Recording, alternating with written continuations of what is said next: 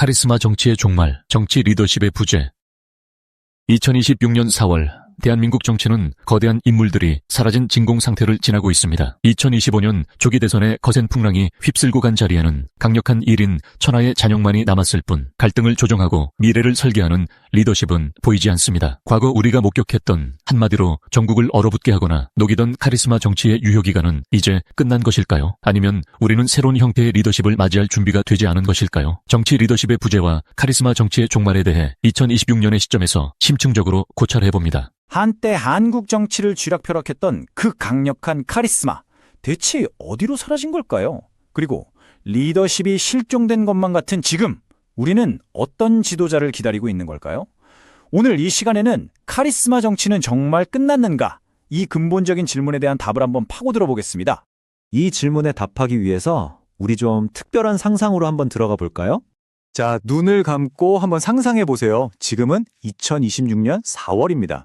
거대한 정치의 폭풍이 한번 휩쓸고 지나간 뒤이죠. 힘은 아주 강력하게 존재하는데 누구도 제대로 된 리더십을 보여주지 못하는 그런 기묘한 진공 상태. 이게 바로 오늘 우리가 출발할 좀 특별한 시점입니다. 오늘 이야기는 이런 순서로 진행될 거예요. 먼저 영웅의 시대가 왜 막을 내렸는지 보고요. 그 다음엔 지금 정치가 마주한 역설을 한번 짚어볼 겁니다. 그리고 왜 자꾸 메시아를 찾게 되는지 그 문제점을 본 후에 새로운 리더십 모델을 제안할 거고요. 마지막으로 이 모든 것에서 시민의 역할은 뭔지 이야기하면서 마무리하겠습니다. 그럼 바로 시작해볼까요? 첫 번째 질문, 바로 이거죠. 과거에 우리 정치를 이끌었던 그 강력한 리더들, 소위 영웅들의 시대는 정말로 끝난 걸까요? 그 신화가 어떻게 무너졌는지부터 들여다보겠습니다. 옛날 한국 정치에서 카리스마는 뭐랄까 거의 전부였죠. 우리가 흔히 삼김시대라고 부르는 김대중, 김영삼, 김종필 전 대통령 같은 분들이 대표적인 예입니다. 이분들은요, 그야말로 강력한 보스 중심의 리더십으로 민주화, 산업화 같은 나라의 큰 과제들을 밀어붙였어요. 그분들 말 한마디가 곧 법이었고 그 의지가 국가의 방향이 되던 그런 시대였습니다. 하지만 여러분도 아시다시피 시대가 바뀌었죠. 한때는 그게 전부였던 카리스마가 이제는 그냥 과거의 유물이 되어버렸어요. 아니 대체 왜 이렇게 된 걸까요? 바로 이 문장이 핵심을 찌릅니다. 이제 리더는 존경의 대상이 아니라 자기 욕망을 투영하는 도구가 됐다. 와, 이거 정말 큰 변화죠? 리더와 지지자의 관계가 완전히 뒤바뀌었다는 얘기니까요. 자, 보세요. 현실이 이렇게나 바뀌었습니다.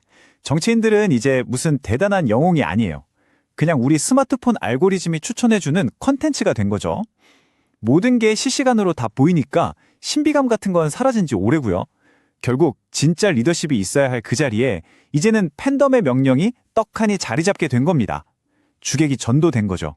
바로 이 지점에서 오늘날 한국 정치가 마주한 가장 큰 모순, 힘은 있는데 리더십은 없는 이 역설이 시작됩니다. 다시 우리 상상 속의 2026년으로 가볼까요? 선거에서 이긴 정부가 입법부도 장악하고 또 열성적인 지지층까지 등에 업었어요. 와, 진짜 역사상 이런 힘이 있었나 싶을 정도로 강력하죠? 근데 진짜 이상한 건 사람들은 그 어느 때보다 리더가 없다고 느낀다는 거예요. 힘은 차고 넘치는데 리더십은 없는 거죠. 왜 그럴까요? 그 이유는 바로 권력을 쓰는 방식의 차이에 있습니다. 이 슬라이드를 보시면 딱 감이 오실 거예요. 지금의 정치는요, 반대편을 설득해서 같이 갈 방법을 찾는 조정이 아니에요. 그게 아니라 상대를 그냥 없애버려야 할 적으로 보고 힘으로 찍어 누르는 압도의 방식에만 매달리는 거죠. 이러니까 당연히 국가적인 문제를 풀 수 있는 용기 있는 리더십은 온데간데 없고 독담만 남게 되는 겁니다.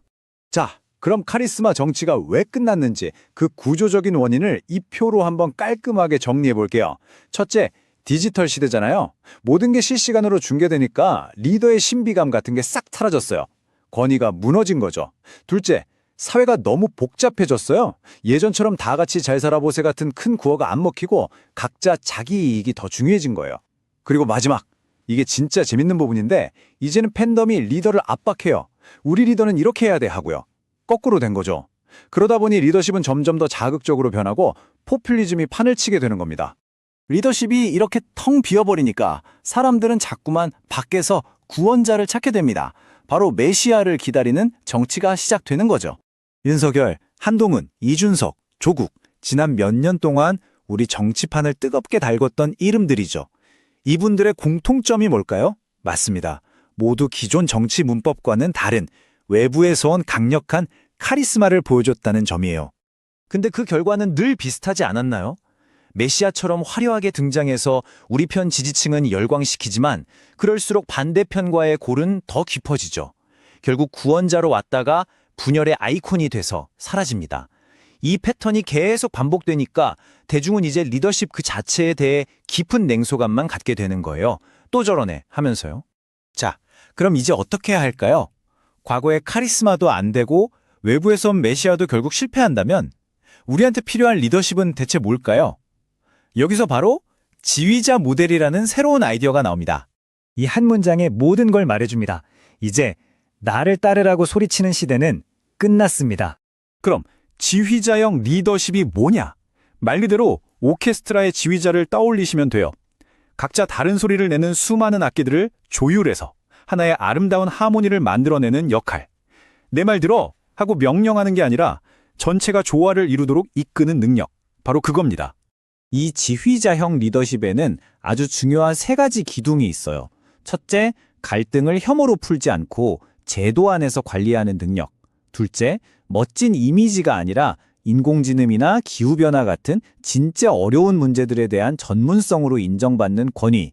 그리고 마지막으로 결과가 안 좋으면 남 탓하거나 지지자들 뒤에 숨는 게 아니라 내 책임입니다 하고 딱 말할 수 있는 그런 자세.